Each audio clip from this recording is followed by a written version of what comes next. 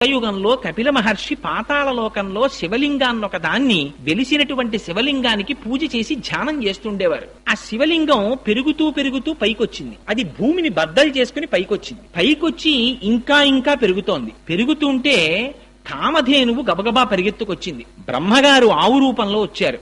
శ్రీ మహావిష్ణువు గోపాల బాలుడి రూపంలో వచ్చారు. ఈ ఆవు క్షీరధారల్ని అభిషేకించింది. శ్రీ మహావిష్ణువు కాపు కాశారు. ఈ కామధేనువు వచ్చి తన కాలి గిట్ట తీసి శివలింగం మీద పెట్టి ప్రార్థన చేసింది.